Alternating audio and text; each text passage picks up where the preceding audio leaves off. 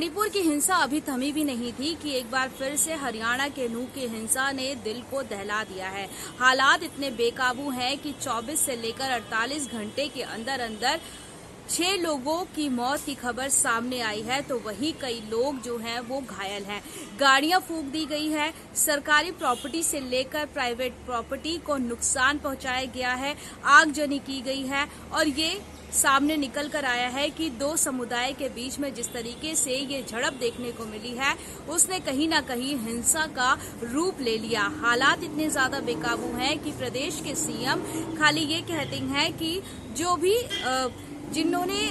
ये सब किया है उनके खिलाफ कार्रवाई की जाएगी। हालात गंभीर है, हर किसी की सुरक्षा जो है वो नहीं की जा सकती है, लेकिन सुरक्षा व्यवस्था जैसे हालात जरूर बनाए जा सकते हैं। वहीं डिप्टी सीएम से लेकर तमाम जो नेता जो मंत्री हैं बीजेपी सरकार की ओर से, उनकी ओर से बयानबाजी सामने आ रही है। लेकिन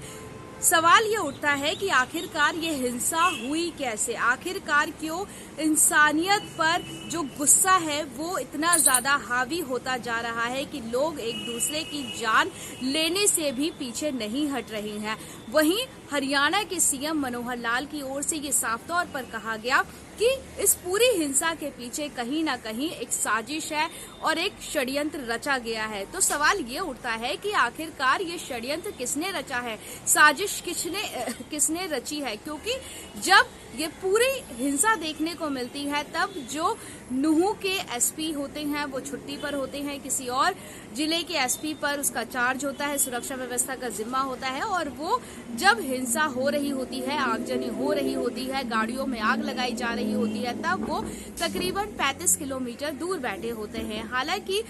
पुलिस प्रशासन की ओर से ये कहा गया कि भीड़ काफी ज्यादा थी और पुलिस के जो कर्मचारी थे वो काफी कम थे, इस वजह से भीड़ पर काबू पाना मुश्किल हो पाया। तो वहीं दूसरी ओर अब जिस तरीके से हरियाणा सरकार की ओर से ये कहा गया है कि केंद्र सरकार की ओर से और पुलिस बल की मांग की गई और ज्यादा से ज्यादा जो पुलिस बल है वो तैनात किया है, लेकिन इसके बावजूद भी हिंसा थमने का नाम नहीं ले रही है, बल्कि हिंसा और भी ज्यादा बढ़ा दी गई है। हालांकि कई जो आसपास के जिले हैं, आसपास के जो एरिया है वहां पे धारा 144 लगा दी गई है, स्कूल, कॉलेज, ऑफिस और इंटरनेट सेवाएं बंद कर दी गई हैं, लेकिन इसका भी कहीं ना कहीं इस्तेमाल या इसका भी फायदा होता हुआ नहीं दिख रहा है, क्योंकि हिंसा को जो थमना चाहिए था, हिंसा को काबू पाने में हरियाणा सरकार फेल होती हुई नजर आ रही है। लेकिन समझना ये जरूरी है कि आखिरकार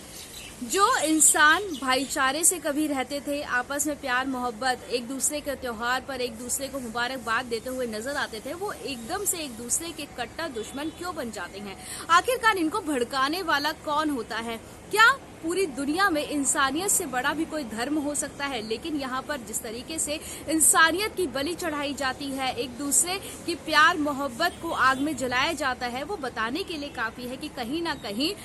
इस पूरी घटना के पीछे कौन है उसको निकल कर आने सामने देखने को मिलेगा। क्योंकि कई बार ये भी खबरें पढ़ने को मिलती हैं कि कई जो लोग हैं वो इस तरीके की बयानबाजी करते हैं कि आने वाले इलेक्शन को देखते हुए तमाम जो घटनाएं हैं वो हो रही है। लेकिन मणिपुर घटना के बाद नूह की हिंसा वाकई ही दिल को दहला देने वाली है और ये सवाल उठता है कि आखिरकार जो भी लोग साजिश रचते हैं उन पर कड़ी से कड़ी कार्रवाई क्यों नहीं की जाती है। हालांकि प्रदेश के सीएम मनोहर लाल की ओर से ये कहा गया कि जिन्होंने भी हिंसा फैलाई है उसकी भरपाई उन्हीं से होगी। लेकिन आप सोचिए, जिस तरीके से आर्थिक, शारीरिक और मानसिक एक हानि वहां के आसपास के लोगों को पहुंची है, क्या उसकी कभी भी भरपाई हो पाएगी? वहां का आम आदमी अभी भी एक डर के साए में जीने को मजबूर है। आसपास के एरिया के लोगों को लग रहा है कि कब उन पर हमला हो सकता है, ये जो आने वाली रात है वो कैसे कटेगी, इस क्षति को कोई भर सकता है, इस नुकसान की कोई कभी भरपाई कर सकता है? लोगों के जो ऑफिस है वो बंद है, उन्हें